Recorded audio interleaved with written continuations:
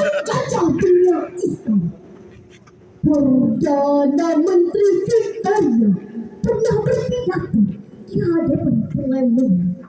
Apabila kita yang berhasil mengalahkan negara-negara yang penduduknya mayoritas Muslim, maka yang paling utama dan yang harus kita lakukan adalah bagaimana upaya kita menjauhkan mereka dari kitab Al-Quran supaya mereka buta terhadap isi kandungannya. Sebab hanya dengan itulah kita akan berhasil menaklukkan mereka. Hadirin, jika kita mencapai tersebut, maka akan semakin dalam keyakinan kita bahwa Al-Quran sangat penting untuk dibaca, pelajari, digali, dipahami, dijiwai, dan diaplikasikan dalam kehidupan nyata. Oleh karenanya, Imam Al-Ghazali dalam Jawahir Al-Quran mengatakan seluruh cabang ilmu pengetahuan, baik yang terdahulu maupun yang kemudian, semuanya bersumber dari Al-Quranul Karim. Bahkan Said Nursi sebagai Nation of Islam menyatakan Islam is the father of all the science and Al-Quran is the book of science. Islam adalah bapaknya seluruh ilmu pengetahuan dan Al-Quran adalah kitabnya ilmu pengetahuan.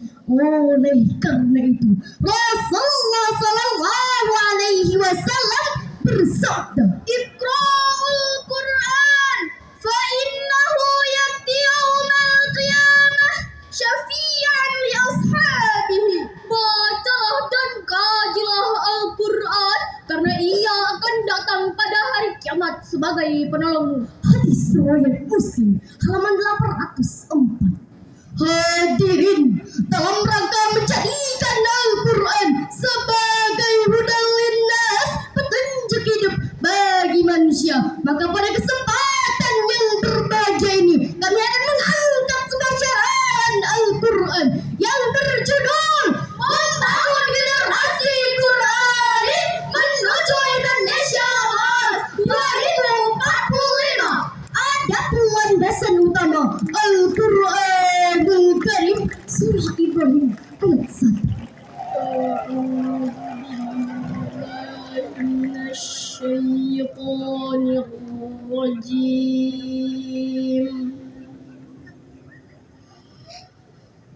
Bismillahirrahmanirrahim.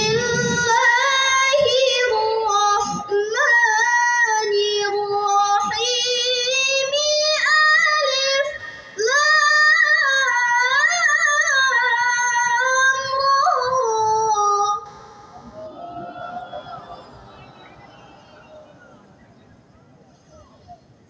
Kitabun anzalnahu ilaika litukhrijan nasa minadh dhulumat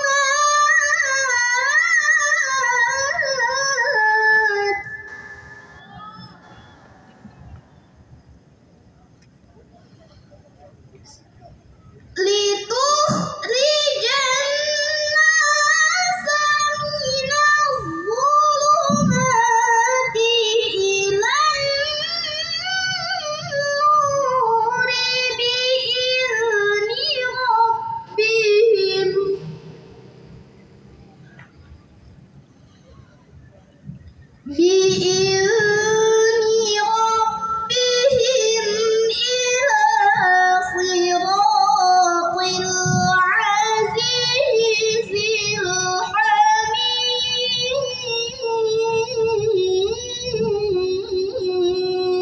Aku berlindung kepada Allah dari godaan syaitan yang terkutuk,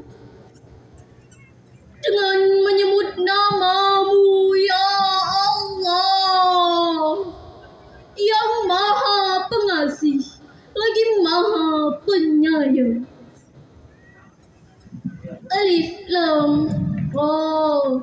Ini adalah kitab yang kami turunkan kepadamu, Muhammad, supaya kamu mengeluarkan manusia dari gelap gulita kepada cahaya terang benderang dengan izin Tuhan mereka, yaitu menuju jalan Tuhan yang maha perkasa lagi maha terpuji. Kaum muslimin dan muslimat, hadirin sebangsa dan setanah air, rahimakumullah.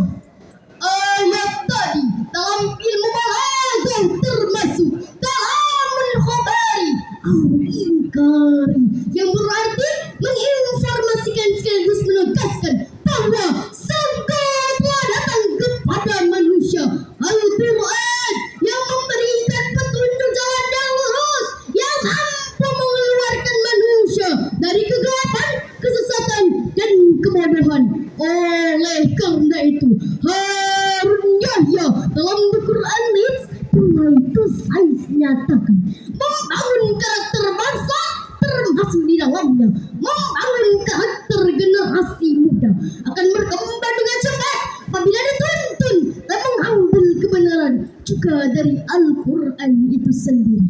Lalu timbul pertanyaan, bagaimana cara membangun generasi Quran di zaman milenial, khususnya lagi di zaman generasi ganda saat ini? Menurut Yusuf Qaradawi, salah satu cara membangun generasi muda sebagai penerus Islam yang berjiwa Qurani adalah dengan menanamkan akidah dan akhlak, karena akidah dan akhlak akan membentuk pemuda yang cekatan, pemuda yang panutan, dan menjadi pemuda yang tauladan. Oleh karenanya, Hutbatul Hakim juga memberikan petunjuk kepada kita bagaimana cara membangun akhlak dalam Islam, yakni dengan memperkokoh fondasi akidah, karena akidah kuat akan menjadi benteng bagi manusia dari hal-hal yang dapat merusak akhlak, sehingga orang tua sangat berperan penting dalam mendidik anak agar menjadi anak yang berkarakter Quran, sebagaimana dijelaskan dalam Al-Quranul Karim surah An-Nisa ayat 9. وَيَخْشَى الَّذِينَ لَوْ تَرَكُوا مِنْ خَلْفِهِمْ ذُرِّيَّةً ضِعَافًا خَافُوا عَلَيْهِمْ فَلْيَتَّقُوا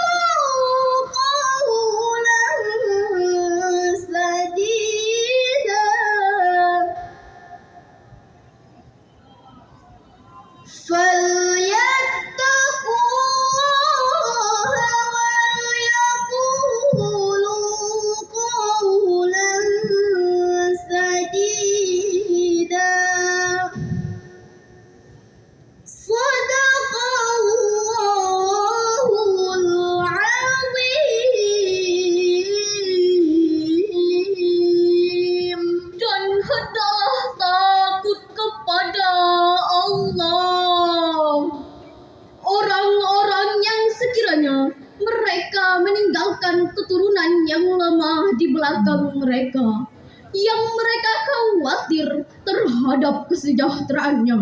Oleh sebab itu, hendaklah mereka bertakwa kepada Allah, dan hendaklah mereka berbicara dengan tutur kata yang benar. Maha benar Allah atas segala firman-Nya. Kaum muslimin dan muslimat, hadirin sebangsa dan setanah air, rahimakumullah. Imam Jalaluddin As-Suyuti dalam kitab Tafsir Al-Jailani memberikan penjelasan keturunan yang lemah.